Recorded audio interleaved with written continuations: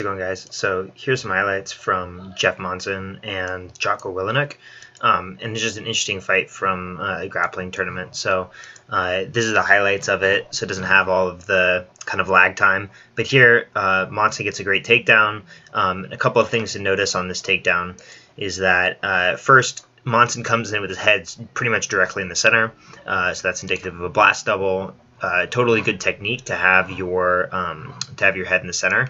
It's okay to have it in the center because as long as you align your spine properly, you're not going to get a lot of compression on your discs inside your vertebrae. So you can see here that his head going down through his back is very straight, right? So the compression force that he's going to get is fairly minimal, and it also really makes it extremely difficult for Joko to grab onto guillotine, because when the head's in the center, you have to push it to the side first before you can bury the head into the choking arm. So when the head's in the center here, he's going to have to push the head out this direction before he can choke with his right arm.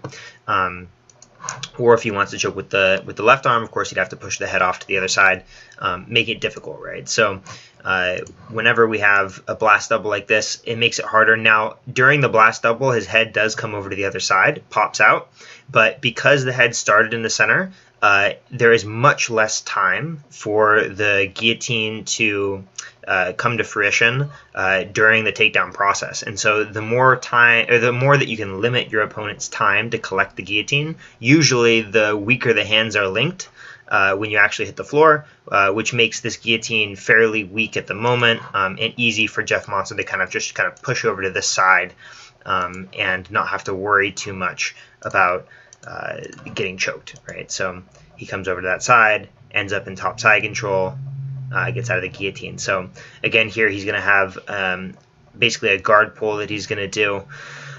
He's going to sit himself down. He's going to look for a single now, and then he's going to come back the other side looking for a single again. Deep half, comes up on the single, and then Joko does a good job of limp legging out. So from here, when Monson has the single right here, basically there's a couple options that Joko can do. First, he can get himself up to standing, right, and create a tripod here and here with the hips, and then bring this foot out to a balance point over here. Once he has that good, strong, solid base, then he would be able to limp leg his leg out. Or once he has the strong solid base, he can allow Jeff Monson to lift his leg up and then look for either a sacrifice throw or start playing the single leg game of defense, right? So of course, if you're starting with a bladed stance, for example, you'll get a single leg taken on you all the time because you're basically giving it up. But it's very hard to finish a single when you just grab it and put it between your legs. There's also really good defense from there. So either way, by extracting this foot out like Joko's doing, he's setting himself up for two good series of defense, and that's why the single doesn't end up working out for Monson. So he's going to get up, throw his leg out of the way, limp leg. He didn't get all the way up to his base there, but the idea still holds here. Same idea as the first set that we looked at. When Monson comes in and does this blast double right here, his head's a little bit more to the side this time, but you can see how we land.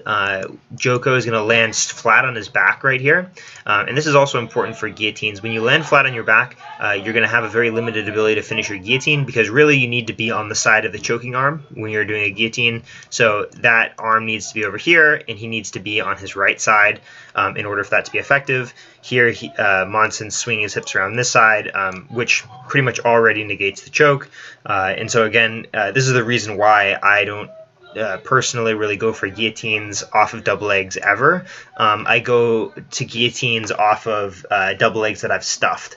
And part of that is like a moral point to make, or like a philosophical stance on grappling, and part of it is strategic.